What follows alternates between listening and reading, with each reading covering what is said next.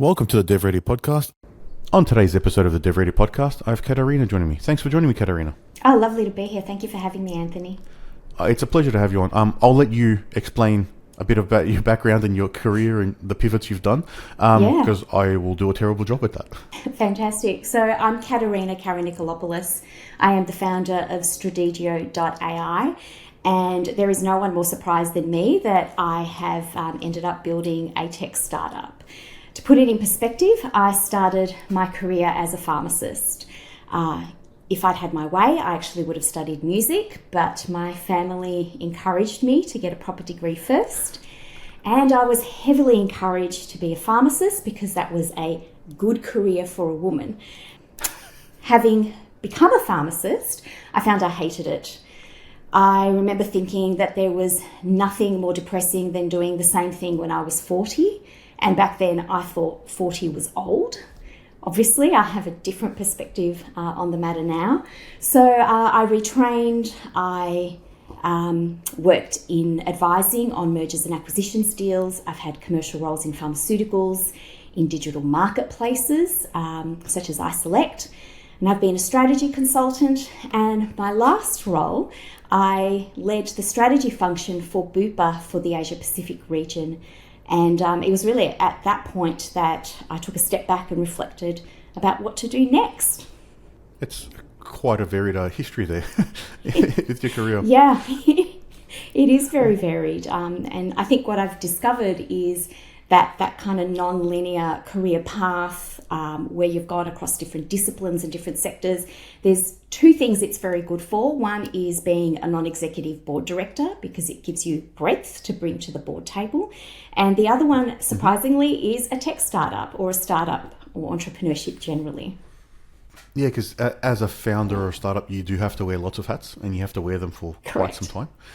Yeah, and having that breadth of experience definitely helps. I think we find that as well. So, as I mentioned offline, we started the business in 2008. This is the only corporate experience, or not even corporate, the only job I've had outside of a part-time job at Coles and some summer internships. So we have learned how to be a software developer through to marketing, sales, HR, and whatever, everything and everything. Correct. Anything the full and everything. stack, the full stack of everything. Yeah, I think what we learned was it's important to know what you're good at and double down on that, and then you try and figure out how you can split the work. But are you a solo founder? I am a solo founder.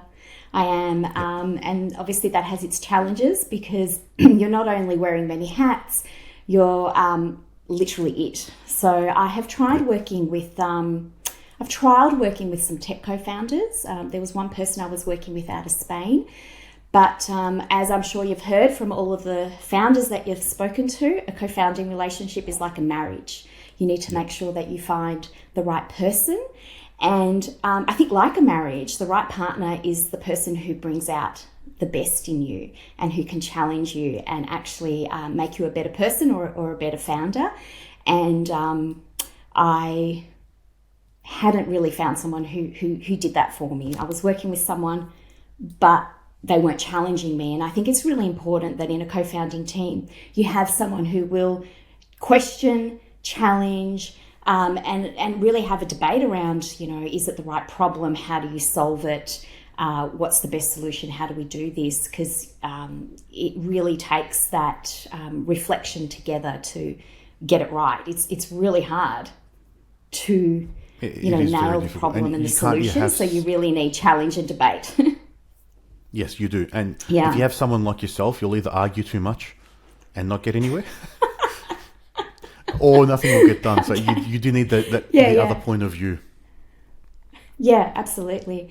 Yeah. So so I'm building Stradegio.ai. It is designed to shrink meetings while growing your outcomes from engaging people.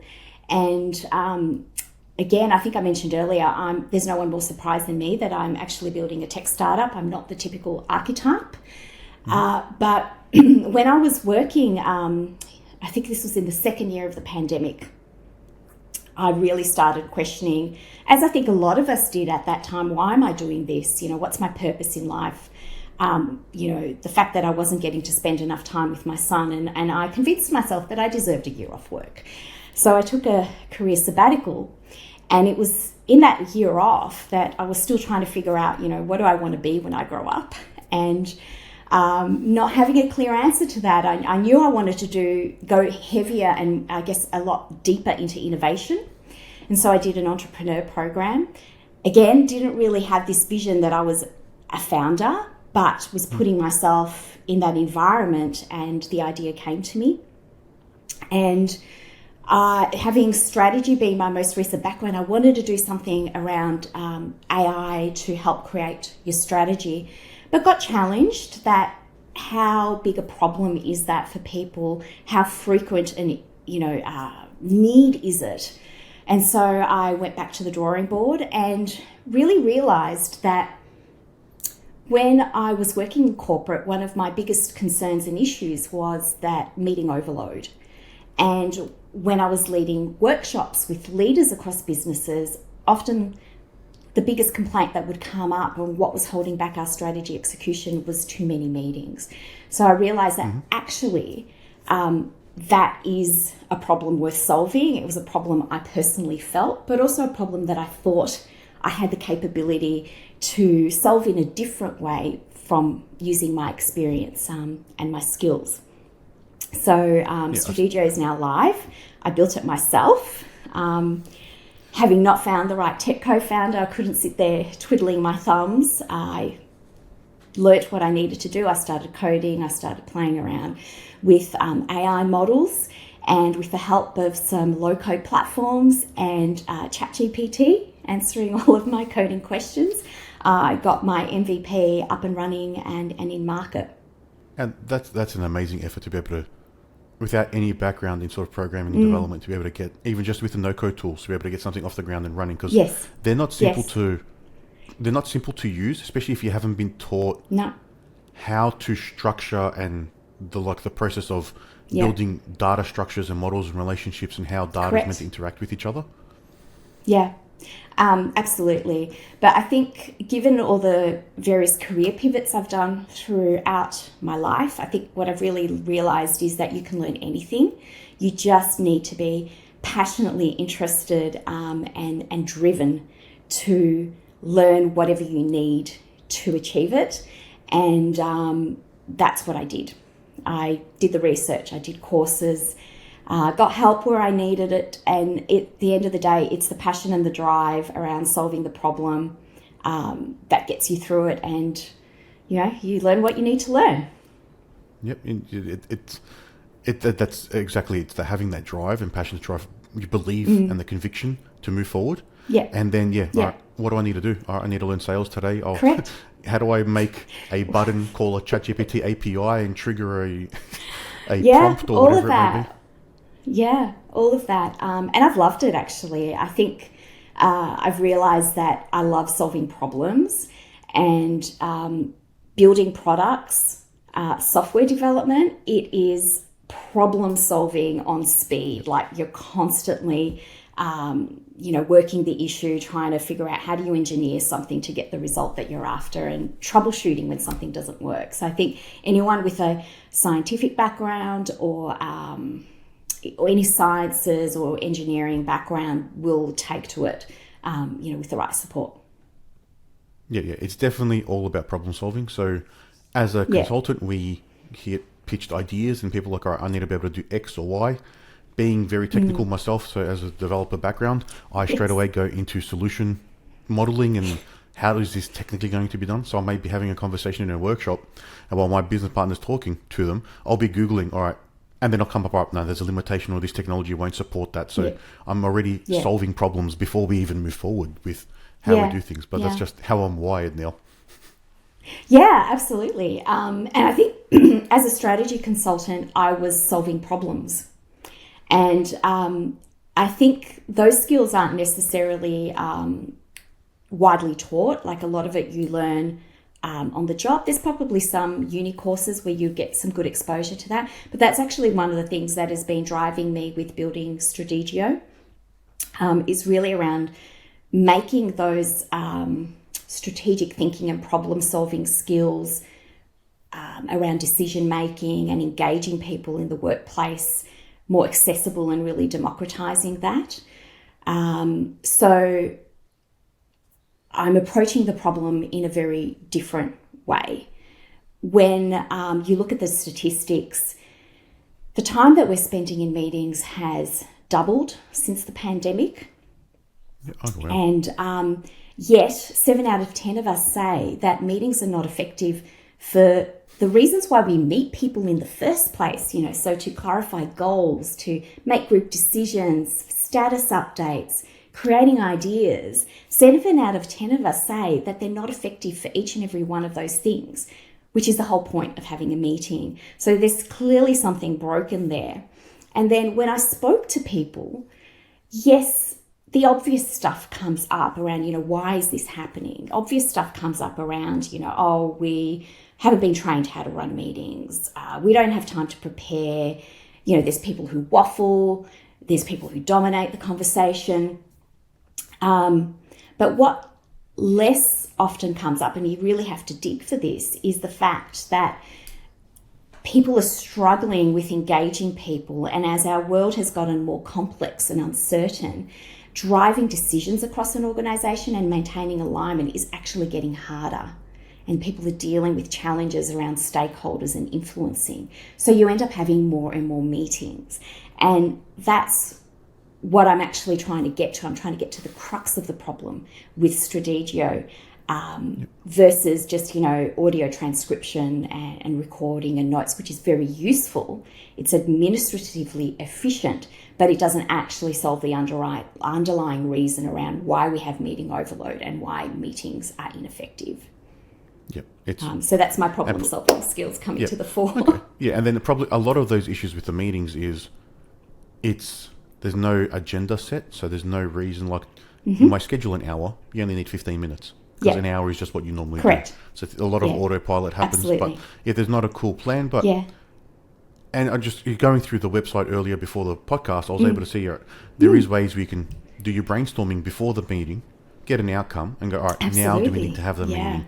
Now that we've all interacted and provided some value and feedback on this issue, had some AI assistance, we've got something to talk about rather than just doing your brainstorming in the meeting, which can be a big waste of time too. Absolutely. And so I have people who are using Stradegio to replace a meeting. So, for example, there's one of my customers, they do twice weekly check-ins. Every second check-in, they're doing it offline, asynchronously, using Stradegio. Mm-hmm. I have other people who are using Stradegio for daily stand-ups. And what they do is they get everyone's update in the tool before the meeting. And then in the meeting, the AI analyzes the input and actually suggests these are the areas to focus the discussion on. This is how you'll maximize, the best use of your time. And they are saving 10 to 15 minutes every day in their stand-up. So if you do the maths on that, if you have a team of 6, that is an hour every day. That is 5 hours a week. And that is 7 weeks of time saved. That's back in people's pocket across a year. And, and they're having better quality discussions because of the structure that Stradegio gives them and the AI analysis. Yeah, I think that's probably where it comes down to. It's not just that you're saving time, but the output is improved on that other end. So you can actually get better outcomes rather than, all right, you may have 4 meetings, but the output of those 4 meetings would be better than if you didn't have the tool. Or you may have 1 meeting and you're going to get to the outcome quicker. So it's all about the outcomes. Yeah. I was just going to say that that's actually the real focus of the app, like getting a team leader or a host to be clear on the goal that they are seeking from engaging people. And then based on that goal, we actually give them suggestions to help them achieve the goal and the tools to do that more efficiently. So the next feature that we'll be building will actually give guidance on whether or not you need a meeting. Is there another way you can achieve the outcome? Or, maybe instead of a half-hour meeting, it can be 20 minutes if you do, X, Y, Z. So that's the second stage of the recommendation engine or suggestion engine that's being built. I can see that feature being quite useful, especially if it's I'm not sure how your feature would work, but straight away Solution Mind comes out. It'll be put in your idea, what's the meeting about. It can give you, all right, have you covered these 4 topics or research, whatever it can come up with? Who needs to be involved? Send that to them as a discussion, come back, and then you can assess and say, all right, you've collected some information. This is what you may look at. Do you need to have a meeting? 60% yes, all right, let's go for it with a meeting or whatever it may be. Yeah, and absolutely, that is one of the ways in which it will work. But really, just even what I found through talking to people, that just even going through the process of establishing what you're trying to achieve, even if you do nothing else, helps you have a better meeting. But obviously, through using the tools, there's a number of benefits. You can have a more inclusive discussion. Everyone gets a say. You can actually minimize the impact of a dominant voice. Or I know when I've worked in some teams, the boss may have had a different view. So I've sometimes been reluctant to share what I really think because, your boss won't be happy if you countervail their perspective.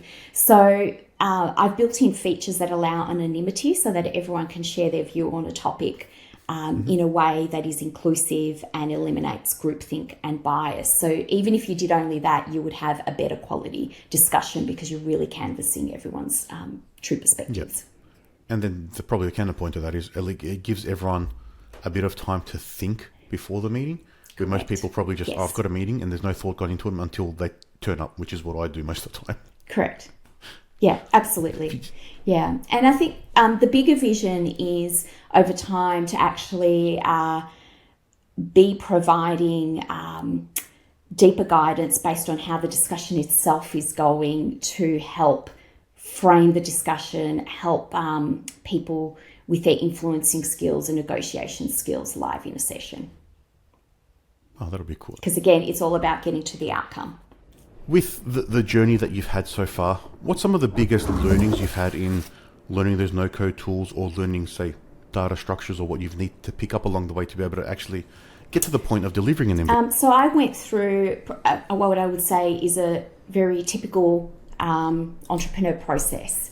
Well, it should be the typical process. Let's call it more the textbook process of identifying a problem, speaking to, probably 30, 40 people to understand their perspectives on the problem and really diving into understanding the problem deeply. And then I came up with some solutions. I actually had some solutions in mind beforehand, but I still did the customer deep dives first. And I created some prototypes, which I then tested with customers and got feedback, iterated a bit. But essentially, that is in many ways the typical process. But what I discovered once I built my MVP is that even though you try to not lead the witness when you're sharing prototypes, and what I discovered is that what people say and what they do are two very different things. So my advice to other entrepreneurs is get something in customers' hands, in the real world as soon as possible. So that you can actually start collecting real-world data, real-world feedback. And that can be even before you've built your MVP. It can be simple as a white paper and seeing how many people are interested in that topic and download it. It can be as simple as landing page experiments, which I did do some of. But the quicker you can get the most basic solution into customers' hands, the more you will learn and the more you'll figure out exactly where the problem is. So that was one key learning for me. So I probably would have tried to get something into customers' hands sooner. The second thing is really staying close to your first users and getting their feedback and as much data as possible around how they're using the product and what do they like about it and why are they using those features. So I built Stradegio more for bringing workshop style thinking into everyday meetings and hadn't actually thought about daily stand-ups, for example. I didn't think there was a problem there and that there weren't good solutions already out there for that. But one of my customers actually wanted to use it for that. And they said, hey, we really like it. we enjoy using it, but here's all the reasons why it doesn't work for a daily stand-up. So, of course, I dived into it and also got pre-commitment. If I make these updates, will you use it for daily stand-ups? Yep. They said yes. So I re-engineered the app. So the thing I'll say is I've re-engineered the app probably about 3 times. Each time a new feature or a new addition goes in, you're redoing all of your workflows and you're updating database structures. So depending on how going as light as possible initially is important because you don't know what the final solution will look like. So anyway, I did all the work, went back to them, and now they've been using it every day for 12 weeks. So, and that's not the space that I was thinking about, but you're constantly thinking about how do I get customers to adopt this product? What is the simplest, fastest path to adoption? Because you need adoption to learn and to evolve the product.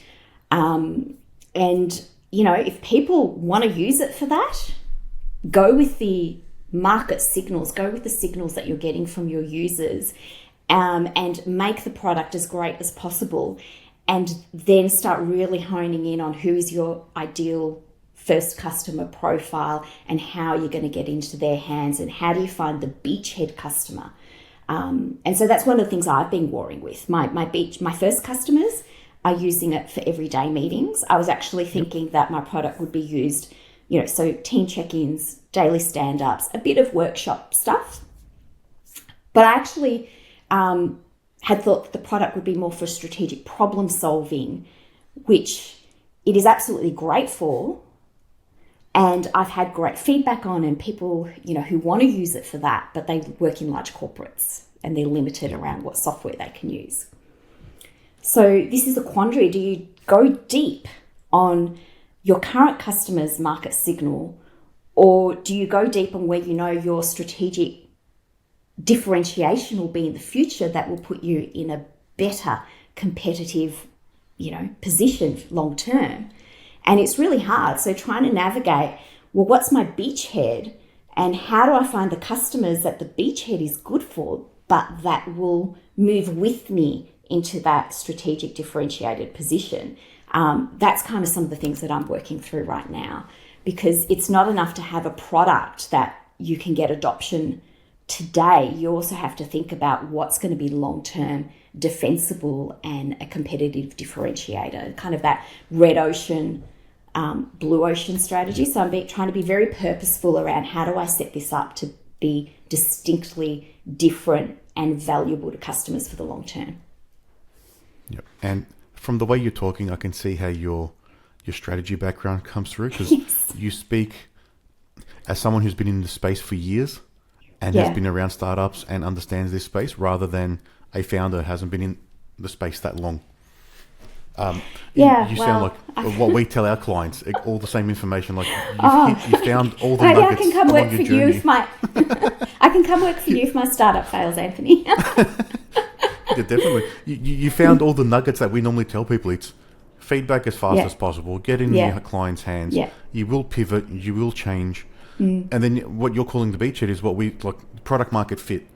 Correct. You may think you know what that is, but that's always being changed. And then, all right, you've got people that are using it for the daily meetings, but if those stand-ups is a bigger problem and you can you can provide more value in that space, you probably might need to push in that direction, but it doesn't mean you can't do both. But you need to focus on one, and your messaging and your marketing has to be tailored to that. Yeah, and I've really analysed the meeting competitor landscape, and there are certainly people that are working on reducing or eliminating meetings. Loom is an example, and they recently got bought, what was it, about $1 billion for $1 billion valuation by Atlassian. And then you've got other people that are working on the administrative assistant side, improving, the administration, the notes, the actions, the transcription, summaries of meetings. And then there are other people that are working on engaging your audience in meetings, like Slido, for example. Okay, haven't heard of that one. But there's no one really working on what I call the strategic guide space. And I actually see that what Stradegio is doing is guiding, but actually I see us as being in the middle across all four of those things. And that is actually our point of differentiation, eliminating, reducing meeting, providing guidance. More and more in the future, we will go on to administrative assistant, but not now because that's a red ocean and isn't a differentiator. And then engaging people in meetings. So kind of in the middle of all that is where I see our point of difference is. And it's a very difficult space to straddle because you can't cut through to build awareness and for customers to be really clear on what's Stradegio for, what do I use it for, when do I use it, how do I use it if you're too many things. So that process of picking what is that one thing that you will stand out in people's minds for to drive that awareness and adoption and the knowledge, that little space in their brain that says, when I have this problem, I use Stradegio.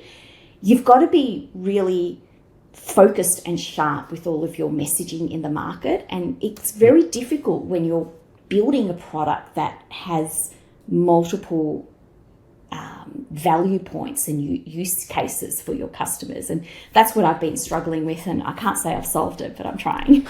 It's an ongoing dilemma. I don't think you'll ever solve it, but it's always just making decisions to push you in the right direction over time. Yeah. And then those little pivots to just course correct. Absolutely. One thing just comes to mind, instead of that administrative task, try and integrate with the Fireflies and the Loom and those products. So that way you can just get their transcripts and use them. So you can be part of every meeting without running the meeting if they have them still face to face. Oh, 100%. You may have trouble with but you may have trouble on those no-code tools. Those no-code tools may give you trouble integrating with them potentially. Yeah, that's interesting. So I'm actually working with trialing another technical co-founder at the moment. And I'm so far so good. So we'll see how we go. But obviously he's not familiar with Bubble, he's learning. But what he has been able to do is actually build things in code, so fully code, and create a plugin, a custom plugin just for our app that plugs into the app. So depending on the platform you're using, there is actually the ability to use fully coded solutions in a no-code environment as well. So that's been fascinating to see. But up till now, I've just been doing all the API integrations myself. The documentation I believe anything's straightforward. Possible. Once you understand, you've picked up a lot, which is, I haven't seen a non-technical startup founder do this before in the 150 that we've spoken to through the podcast. They don't learn to code. It's not a simple thing. You're using no-code tools, so you're not doing the full coding, but you are connecting APIs. There's things Python available. It's still, I'm not that familiar with Python. No, I learnt enough to be able to work with all the large language models. There's tutorials, there's things on how to do it. You've got ChatGPT, like you said. You've got an expert coder on your side. You can ask any question, it'll assist. Give it code, and it'll give you feedback. So it's probably without ChatGPT, you may have been in a very different position to be able to try and get to where you are. Well, and that's the democratization of that tech now. Absolutely. That's exactly it, Anthony. I think the world is very different now. I think that anyone with low-code, no-code tools, with coding assistance, ChatGPT for me, the number of courses that are available online, I really believe if anyone is passionately interested enough and actually, has a builder, engineering, even just a little bit of an engineering mindset, they can learn and they can do it. It actually has consequences for the competitive landscape. Distribution, now that anyone can almost, say anyone, but, it still requires commitment. So maybe it's not everyone, but because that barrier to developing an app has dramatically been reduced, anyone could build an app.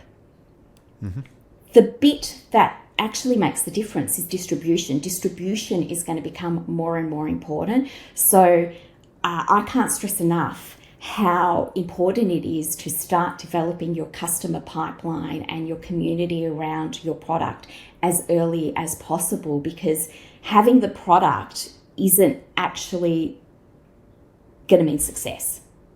right? Building it does not mean they will use it. No, that's 100% right. Yeah. Yeah.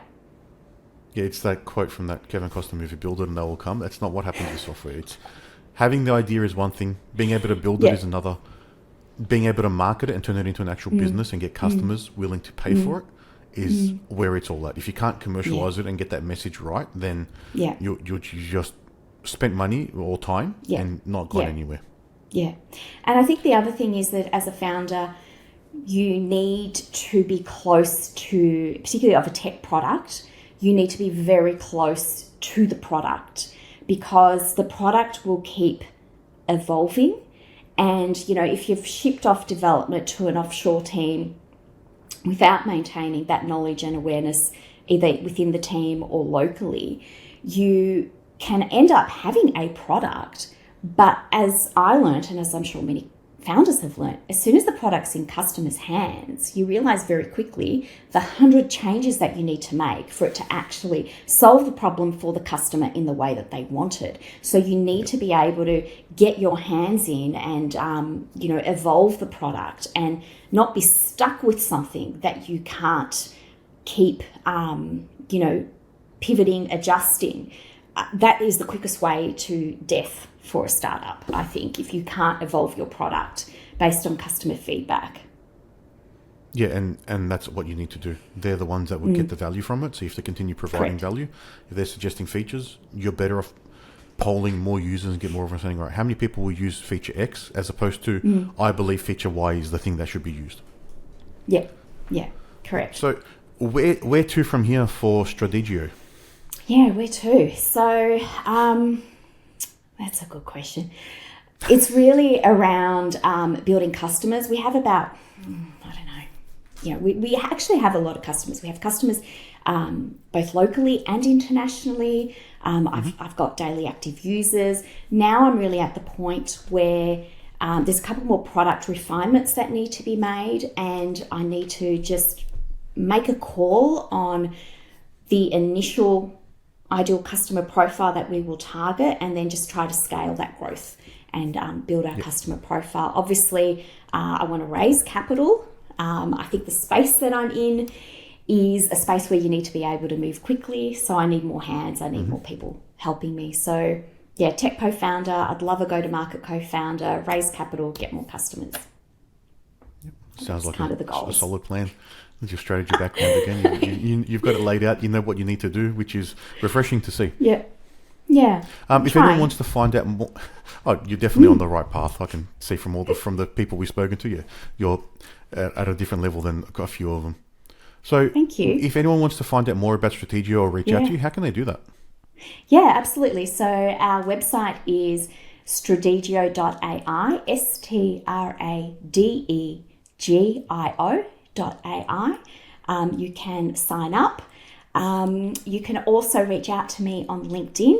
I have a very long name. I apologize. It's Katerina Karanikolopoulos, but do reach out. I am still at the phase where I'm working very closely with the customers that we have to evolve the product and to make sure it's creating value for you. So I am very keen to have more people to work closely with to help shrink meetings and grow outcomes. Awesome. And we'll add those links and notes as part of the show notes for the episode. Once again, Katerina, thank you for joining me on an episode of DevReady Podcast, and it's been a pleasure to speak with you. Thank you. Lovely to speak with you, Anthony. Have a good day. Thank you.